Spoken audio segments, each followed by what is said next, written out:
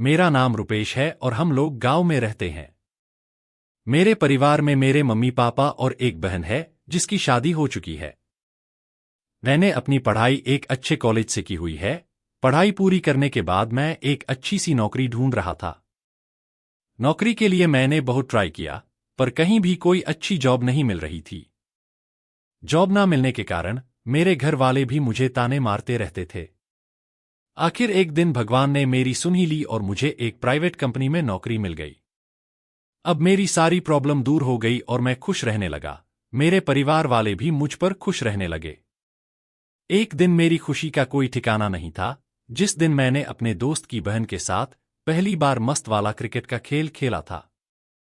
मैं private company में नौकरी करता हूं और गांव में रहने वाले सभी रिश्तेदार मध्यम वर्गीय परिवार से भी नीचे, मतलब उनके 2 वक्त का खाना और कपड़े पहनना भी बहुत मुश्किल होता है। और हम तो पैसे कमाने की वजह से अपने गांव से निकल आए थे और अब हम शहर में रहने लगे थे। मेरे पापा एक अकाउंटेंट की नौकरी करते हैं। पहले हम लोग दूसरे शहर में थे, लेकिन अब जॉब के कारण हम लोग एक अच्छे शहर में आ गए थे और तब से हम लोग वहीं पर रह रहे हैं। दोस्तों, यह बात पिछले महीने की है, जब मैं अपने चाचा की बेटी की शादी में शामिल होने के लिए अपने गांव गया हुआ था। वहां पर मेरे गांव के बचपन वाले बहुत सारे दोस्त भी रहते थे। मैं जब भी अपने गांव जाता था तब वह लोग मेरी बहुत इज्जत करते थे और मुझे देखकर बहुत खुश हो जाते थे। हम लोग बहुत एंजॉय करते और शाम को पार्टी भी करते थे। उन सभी दोस्तों में एक दोस्त मेरा बहुत ही खास था और उसका नाम राहुल था। मैंने और राहुल ने शुरू से लेकर कॉलेज तक एक साथ पढ़ाई पूरी की थी। हम लोगों की खूब जमती थी। राहुल के परिवार में उसके मम्मी पापा और उसकी एक बड़ी बहन थी। उसका नाम कोमल था और उसकी उम्र 27 साल है। कोमल दिखने में बहुत ही खूबसूरत लगती थी। दोस्तों, जब हम लोग गांव में ही रहते थे तो मैं उस वक्त से ही उसके साथ क्रिकेट खेलना चाहता था, लेकिन मुझ में इतनी हिम्मत नहीं थी कि मैं उससे कुछ बोल पाता। फिर कुछ ही समय में उसके घर वालों ने उसकी शादी करवा दी और हम लोग काम के सिलसिले में गांव से शहर आ गए। उसके बाद मेरी और कोमल की कभी भी मुलाकात नहीं हुई। कोमल की शादी के अभी 5 साल ही हुए थे कि उसके पति इस दुनिया से चल बसे। मुझे यह बात सुनकर बहुत दुख हुआ कि उसके पति की मृत्यु हार्ट अटैक होने की वजह से हुई है। कोमल अब अपने ससुराल में ही रहकर अपने सास ससुर की सेवा करती है और उसके 2 बच्चे भी हैं। कोमल अपने उन बच्चों को भी बहुत प्यार से अपने साथ रखती है। कोमल को अब जीने का एकमात्र सहारा उसके बच्चे ही थे। कोमल की शादी 5 साल पहले हुई थी और वह विधवा होने के बाद भी बहुत शांति से अपनी बची हुई जिंदगी गुजार रही थी। उसके घर वाले उसकी दूसरी शादी करवाना चाहते थे, लेकिन उसकी दूसरी शादी करवाना बहुत मुश्किल था, क्योंकि इस महंगाई के दौर में तो बिल्कुल मुमकिन नहीं था। जैसे तैसे करके उसके घर वालों ने बहुत ही मुश्किल से उसकी पहली शादी करवाई थी और उसके घर वालों को कोई अच्छा रिश्ता भी नहीं मिल रहा था। कोमल अभी भी जवान थी और उस पर हर कोई फिदा हो जाता था। वह अभी भी एक कुंवारी लड़की जैसी ही लगती थी। फिर उस शादी में कुछ मेहमान पहले से आए हुए थे, क्योंकि हमारे यहाँ पर शादियों में रिवाज है कि ज्यादा करीबी लोग 2-4 दिन पहले ही शादी वाले घर आ जाते हैं। मैं जब वहां पर पहुंचा तो वहां पर बहुत सारे लोग आए हुए थे।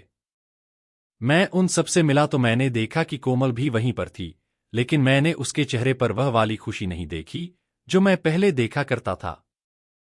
मैं कोमल से मिलने के लिए गया तो वह मुझसे हाथ मिलाकर मिली और फिर वह मेरी तरफ मुस्कुराकर कहने लगी, क्यों शहरी, बता तू कैसा है?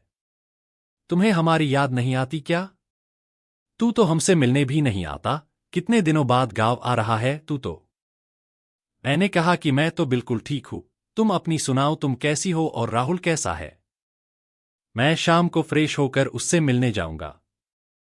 दोस्तों, हमारे गांव में लड़के लड़कियां एक दूसरे से ज्यादा खुलकर बातचीत नहीं करते हैं, लेकिन मेरी कोमल से बहुत अच्छी तरह खुलकर बातचीत होती रहती थी, क्योंकि मेरी उसके भाई से बहुत अच्छी दोस्ती थी और उसी वजह से वह हर वक्त मुस्कुराकर मुझे देखती रहती थी।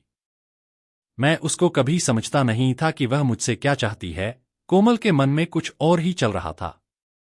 फिर रात हुई और सब लोगों ने खाना खाया। सर्दियों का मौसम था और आग का चूल्हा भी बाहर लगाया हुआ था। कुछ ही समय में कोमल चाय लेकर आ गई और सबको चाय दिया। सबसे लास्ट में कोमल मुझे चाय देने लगी और कहने लगी, यह चाय आपके लिए कुछ खास है। मैंने कहा, ऐसा भी क्या खास है इस चाय में? उसने कहा, बाद में बताऊंगी।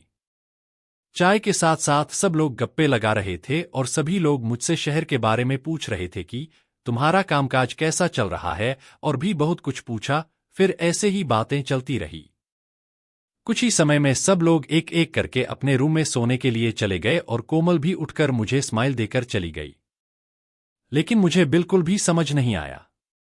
रात के 11 बज गए थे और फिर मुझे जो रूम मिला था मैं उसी में सोने चला गया और मैं अपने रूम में मोबाइल पर गाने सुन रहा था।